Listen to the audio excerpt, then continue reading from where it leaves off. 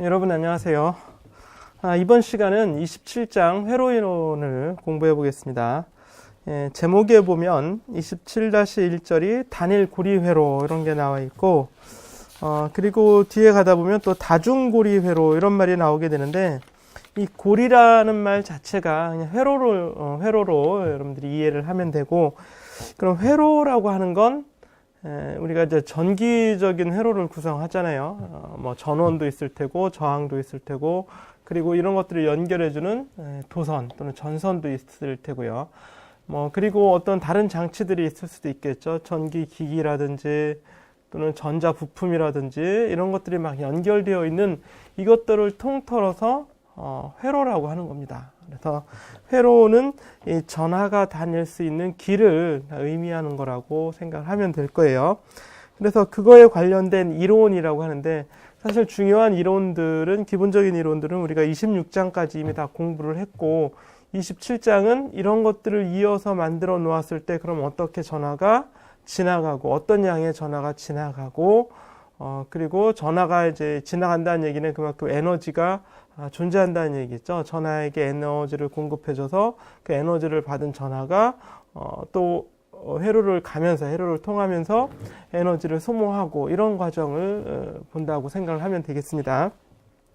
그래서 이런 거 안에 들어있는 이론이라고 할 것 같으면, 큰 개념으로 보자면 뭐 에너지 보존 법칙 이런 것도 들어있을 수 있고, 또 뭔가 흐르는 거기 때문에 흐르는 거에 대한 어떤 개념들도 이 안에 들어가 있을 수 있는 거예요. 뭐 예를 들면 연속 방정식이라든지 이런 것들, 유치에서 우리가 공부했던 그런 개념들도 다 녹아 들어있는 그런 내용이라고 볼 수 있을 것 같습니다.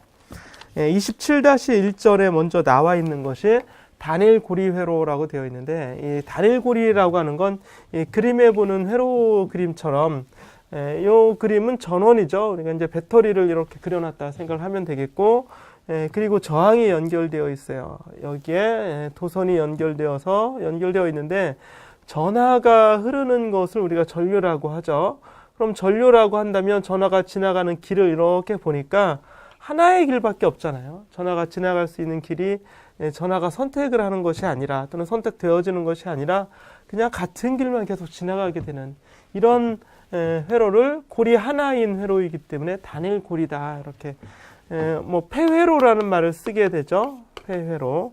닫혀 있다 이런 얘기예요. 닫혀 있다는 얘기는 전하가 지나가는 길의 내부와 외부가 완전히 구별된다 이런 얘기고, 그 단일 폐회로 뭐 이런 식으로 말을 하기도 합니다.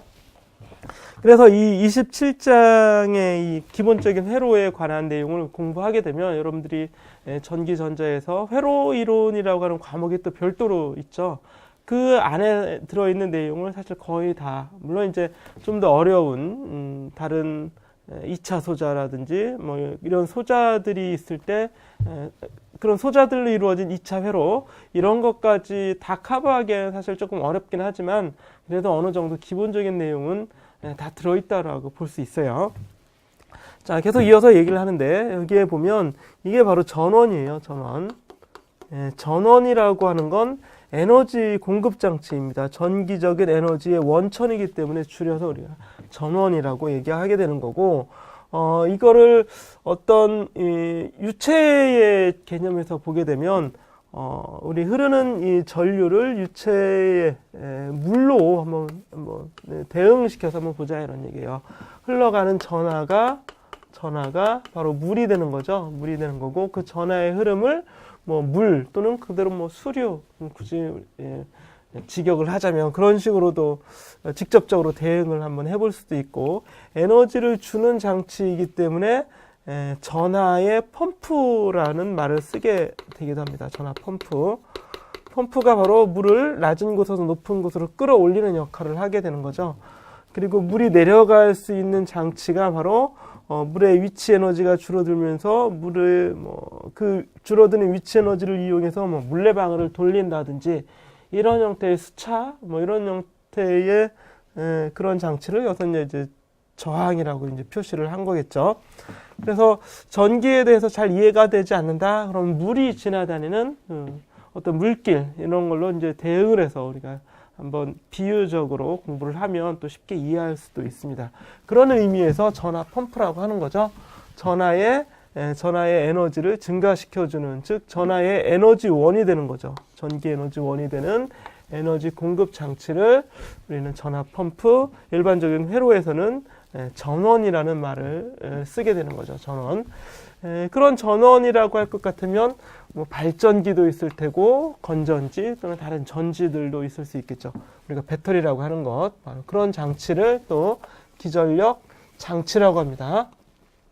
자, 기전력 장치에서 이 기전력이라고 하는 값은 우리가 일반적으로 회로에서는 전압이라는 말을 쓰기도 하는데, 회로 이론 공부할 때 그런 전압이라는 말보다는 초기에 우리가 이제 더 근원적으로 알고 있는, 공부해야 되는 그런 용어가 바로 기전력이에요. 기전력.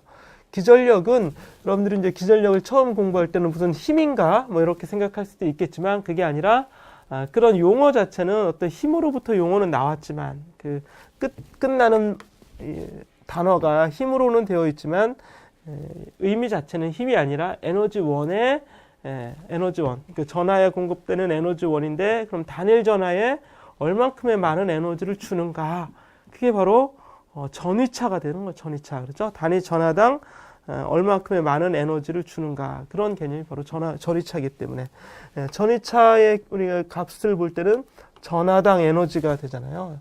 이 값이 바로 전위차가 되는 거고, 그래서 전원이 공급하는 단위 전하당 에너지를 줄여서 기전력이라는 말을 쓰게 되는 거예요. 기전력.